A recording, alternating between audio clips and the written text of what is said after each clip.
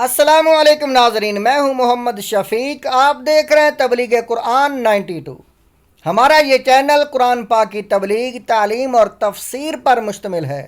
اللہ کے نبی صلی اللہ علیہ وآلہ وسلم نے فرمایا، جو انسان ایک آیت کی تعلیم حاصل کرتا ہے، اللہ وحدہ لا شریک 100 نوافل پڑھنے سے زیادہ اجر عطا فرماتا ہے، اور جو انسان پورا باب سیکھتا ہے 1000 نفل پڑھنے سے زیادہ اجر ملتا ہے۔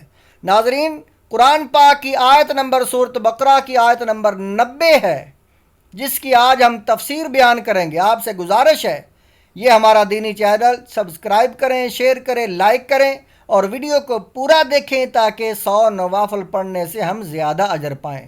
بیسا مشتروا بہ انفسہم ان یکفروا بما انزل اللہ بغیا ان ینزل اللہ من فضلہ علی من یشاء من عبادہ فباؤوا بغضب علی غضب وللکافرین عذاب مہین۔ کس برے مولوں انہوں نے اپنی جانوں کو خریدا کہ اللہ کے اتارے سے منکر ہو، اس کی جلن سے کہ اللہ اپنے فضل سے اپنے جس بندے پر چاہے وہی اتارے، تو غضب پر غضب کہ سزاوار ہوئے اور کافروں کے لیے ذلت کا عذاب ہے۔ تفسیر صراط الجنان۔ بیسا مشتروا بہ انفسہم، انہوں نے اپنی جانوں کو کتنا برا سودا کیا، اپنی جانوں کا کتنا برا سودا کیا۔ یہودیوں نے حضور اقدس صلی اللہ تعالی علیہ وآلہ وسلم پر ایمان لانے کی بجائے کفر اختیار کیا، اور ایمان کی جگہ کفر خریدنا خسارے کا سودا ہے۔ اسی سے ہر آدمی نصیحت حاصل کرے کہ ایمان کی جگہ کفر، نیکیوں کی جگہ گناہ، اطاعت کی جگہ نافرمانی، رضا الہی کی جگہ اللہ تعالیٰ کے غضب کا سودا بہت خسارے کا سودا ہے۔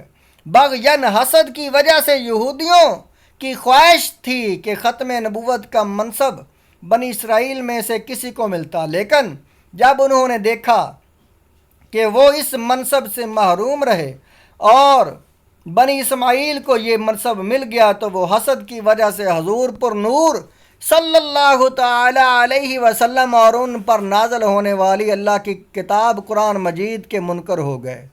اس سے معلوم ہوا کہ منصب و مرتبے کی طلب انسان کے دل میں حسد پیدا ہونے کا ایک سبب ہے، اور یہ بھی معلوم ہوا کہ حسد ایسا خبیث مرض ہے جو انسان کو کفر تک بھی لے جا سکتا ہے۔ حسد ایمان کے لیے تباہ کن ہے۔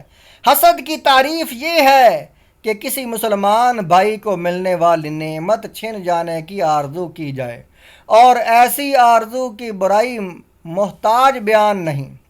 حضرت ابو ہریرہ رضی اللہ تعالیٰ عنہ سے روایت ہے کہ حضور اقدس صلی اللہ تعالی علیہ وآلہ وسلم نے ارشاد فرمایا، آدمی کے دل میں ایمان اور حسد جمع نہیں ہوتے۔ یہ سنن نسائی کی حدیث پاک ہے۔ حضرت معاویہ بن حیدہ رضی اللہ تعالیٰ عنہ سے روایت ہے کہ حضور انور صلی اللہ تعالی علیہ وآلہ وسلم نے ارشاد فرمایا، حسد ایمان کو اس طرح تباہ کر دیتا ہے جیسے صابر یعنی ایک درخت کا انتہائی کڑوا نچوڑ شہد کو تباہ کر دیتا ہے۔ جامع صغیر کی یہ حدیث پاک ہے۔ یاد رہے کہ حسد حرام ہے، اور اس باطنی مرض کے بارے میں علم حاصل کرنا فرض ہے۔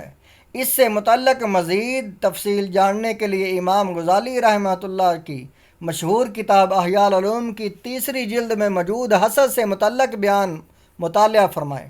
فباؤوا بغضب علی غضب، یہ لوگ غضب یعنی غصہ، غضب پر غضب کے مستحق ہو گئے۔